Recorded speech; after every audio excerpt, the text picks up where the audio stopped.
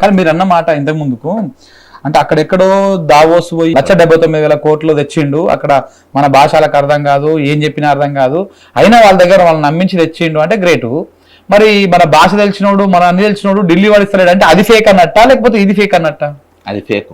ఏది 1,79,000 కోట్లు రూపాయి ఇయ్యలే అబ్బా, రూపాయి ఏమో అడిగినా వచ్చిన తెల్లారే ఇక్కడ వీళ్ళు ఇది చేస్తుంటే నేను సీఎం ఆఫీస్ నా దగ్గర ఉంది, ఎంఓయు అడిగిన.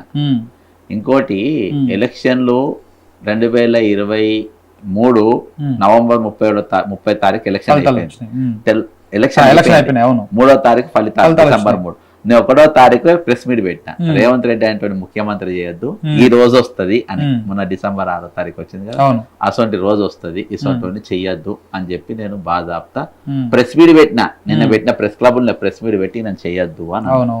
ఇలా అదే పరిస్థితి తెలంగాణకు వచ్చింది కదా. ఇక నాకు ఎక్కడ బాధ అనిపించింది అంటే, నాది ధనిక రాష్ట్రం, అప్పు ఉండొచ్చు కానీ నా సహజ వనరులు నాకు ఉన్నాయి.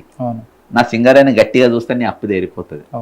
నాకు అన్ని ఉన్న తర్వాత ఇవాళ నన్ను ఎందుకు దిగజారి మాట్లాడినావు, అసలు నాకు ఎక్కడ నష్టం వచ్చింది, నాకు ఎక్కడ ఇది లేకుండా పోయింది, ఇంత నేను జీతాలుగా ప్రజలకు లీడర్లకు ఈరోజు పంచాయతీ పెట్టి మన ఉద్యోగుల పంచాయతీ పెట్టే పరిస్థితి ఎందుకు వచ్చింది అని నేను ఒక్క డిపార్ట్మెంట్, నా దగ్గర చాలా ఫైళ్ళు ఉంటాయి కదా, ఒక ఫైల్ ఇట్లా దుమ్ము దులిపి ఇట్లా బయటికి తీసిన. అది మున్సిపాలిటీలో అడ్వర్టైజ్మెంట్ ఒకటి. ముఖ్యమంత్రి ఇట్లా మాట్లాడుతా ఉన్నాడు, మొత్తం అప్పులు అయిపోయినాయి అంటున్నాడు, పైసలే ఉడతలేవు అంటున్నాడు, అసలు డబ్బులే లేవంటున్నాడు. నిజంగా ఏమైందని చూస్తానికి మీరు ఒక ఫైల్ దులిపిన, ఒకటే ఫైల్, అలా అన్ని దులిపలే. ఒకటే ఫైల్ అంటే శాఖ మొత్తం ఒక శాఖలో ఒక చిన్న ఫైల్, ఆయన మున్సిపాలిటీ శాఖలో చిన్న ఫైల్ ఇట్లా దులిపితే నాకు అడ్వర్టైజ్మెంట్ శాఖ బయటకు వచ్చింది. అది మొత్తం కాదు, మళ్ళీ జిహెచ్ఎంసీదే కొట్టిన, రాష్ట్రం మొత్తం కొట్టలే. కొడితే అందులో నాకు ఇగో ఇవి హైదరాబాద్ కంపెనీలు, ఒట్టి హైదరాబాద్ జిహెచ్ఎంసీలో ఉన్న కంపెనీలు మొత్తం అడ్వర్టైజ్మెంట్ కంపెనీ 209, ఇప్పుడు 500 ఉండొచ్చు. రాష్ట్ర వ్యాప్తంగా దాదాపు 1000కి వెళ్ళి 1200 కంపెనీలు ఉన్నాయి. ఈ కంపెనీలు ఉన్నాయి. ఈ కంపెనీలు ఉన్న తర్వాత అసలు ఇవన్నీ అడ్వర్టైజ్మెంట్ ఏమైతుంది అని చెప్పి నేను గతంలో చరిత్ర తెవి చూస్తే, దీని దాదాపు ఒక జిహెచ్ఎంసీ వరకు ఈ కంపెనీలో మొత్తం వీళ్ళంతా తెలంగాణలో ఉద్యమంలో చురుగ్గా పాల్గొన్నటువంటి వాళ్ళు, బోర్డులు వేసిండ్రు ఆ రోజు. తెలంగాణ ప్రభుత్వం రాగానే మనం ఉన్నది ఉన్నట్టు మాట్లాడుకుంటాం. అంటే ఇది ఏం కంపెనీలు రోడ్ల మీద ఇప్పుడు ఫ్లెక్సీ అన్ని బోర్డు పెడతారు కదా, ఇప్పుడు ఒకటే పెడుతుండ్రు కదా, అప్పుడు వీళ్ళు అందరూ పెట్టుకుంటారు. జనాలకు అర్థం కావాలి కదా ఏం కంపెనీలు ఇవి అంటే, అడ్వర్టైజ్మెంట్ కంపెనీ రోడ్ల మీద బోర్డులు ఏర్పాటు చేస్తాయి, ఫ్లెక్సీలు. అయితే వీళ్ళు ఎట్లా చేసుకునేదంటే, అప్పట్లో బిల్డింగ్లు ఉంటాయి కదా, బిల్డింగ్ రోడ్ ఫేస్ చేసుకుని ఆయనతో అగ్రిమెంట్ చేసుకోవాలి, ఆ బిల్డింగ్ ఓనర్ కిరాయి కట్టాలి, మళ్ళీ మున్సిపాలిటీకి ట్యాక్స్ కట్టాలి, మళ్ళీ జిఎస్టీ కట్టాలి, మళ్ళీ పన్ను కట్టాలి, అన్ని కట్టాలి. ఇవన్నీ కడితే బిల్డింగ్ ఓనర్కి లాభం ఉండేది, ఆ ప్రభుత్వానికి ఆదాయం వచ్చేది, జిఎస్టీ వచ్చేది, మళ్ళీ ఒక 20-30 మందికి నౌకర్లు ఇచ్చేటోళ్ళు, ఒక్కొక్క కంపెనీ నౌకర్లు ఇచ్చేది. ఇది వీళ్ళకి తక్కేది. తెలంగాణ ఏర్పడ్డాక ఇవి మొత్తము ఒకరికే పోవాలని చెప్పేసి గత ప్రభుత్వం ఏం చేసిందంటే లీడ్ స్పేస్ సంస్థ పెట్టింది.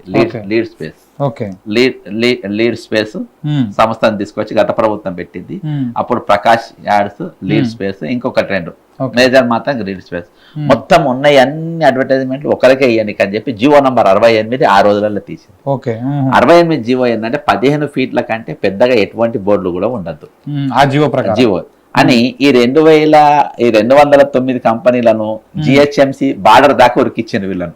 అంటే 68 తీసుకొచ్చి ఉప్పలవతలకు, ఇటు పటాన్చెరు అవతలకు, పటాన్చెరు దగ్గరికి ఇట్లా ఉరికిచ్చారు. ఉరికిస్తే పాపము అక్కడికి ఉరికిపోయి అలా బోర్డులు పెట్టుకుంటూ నిమ్మలంగానే బతికారు. ఈ ప్రభుత్వం ఉంటే ఎట్లా ఉన్నది, మాకు ఇది కాయతట్లేదు, కాంగ్రెస్ ప్రభుత్వం వస్తే మాకు ఇంత అన్నం దొరుకుతుంది అని చెప్పి వీళ్ళు కాంగ్రెస్ పార్టీకి మద్దతు తెలిపారు. వీళ్ళందరూ కలిసి చేసిండ్రు. తెలంగాణ ఏర్పడ్డ తర్వాత అడ్వర్టైజ్మెంట్ పాలసీ అనేది లేదు. గత ప్రభుత్వంలో విశ్వజిత్ ఏమన్నా పెట్టి మొత్తం మాగం చేసింది. సరే ఇక్కడ వచ్చినాక బాగుపడతామని వీళ్ళు అనుకున్నారు. ప్రజాపాలన కదా అన్నారు. ప్రజాపాలన కాదు, దగాపాలన అయిపోయింది. ఇంకా దీనికంటే పాతోడన్నా జిహెచ్ఎంసీ దాకా బతికిచ్చాడు. వీడేం చేసిండు, రాగానే ఓఆర్ఆర్ అవతల ఉరికిచ్చిండ్రు. ఇక వీళ్ళందరినీ ఓఆర్ఆర్ అవతల ఉరికిచ్చేసిండ్రు.